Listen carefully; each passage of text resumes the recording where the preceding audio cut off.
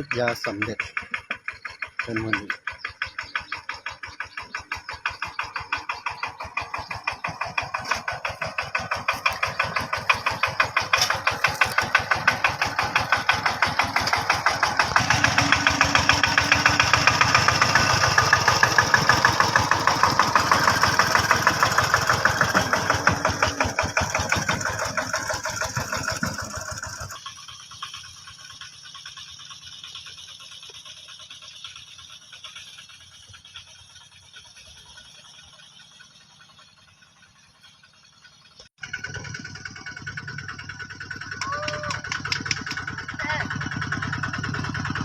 ติดเราก็ตามใส่รถไถมือ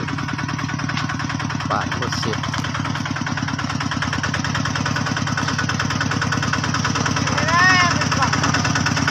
กินโอ้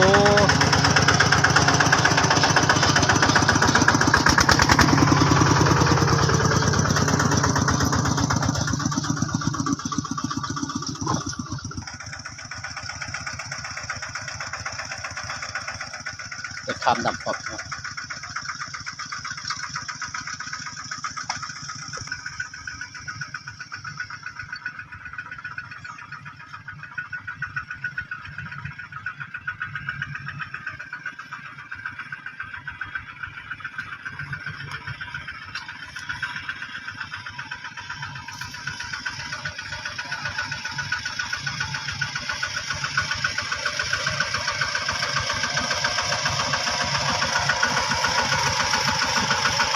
คนนี้แม่นหูหน่า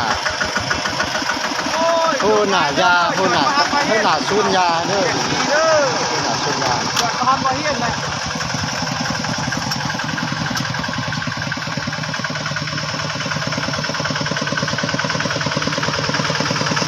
หูหน่าเข้าชา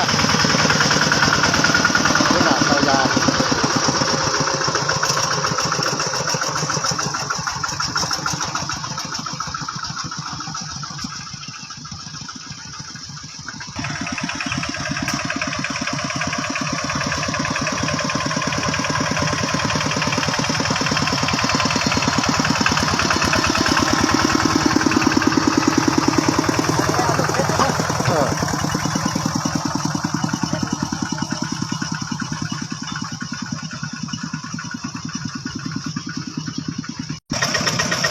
ขนาดเต้ายาผูกชุ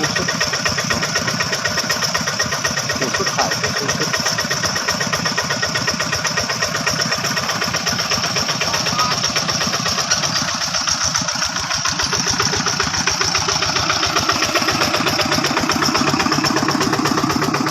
เดี๋ยวก็หากันเอามือห่อมือเพื่อนมือเสียบชุบซับ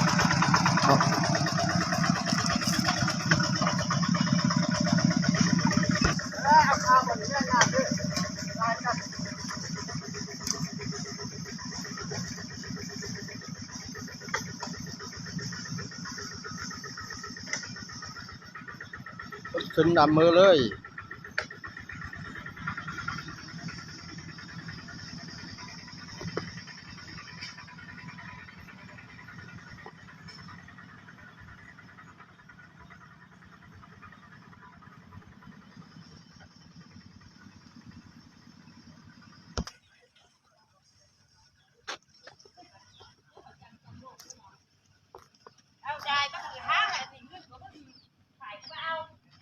ยายถ่ายแล้วว่าจะดูอ่ะ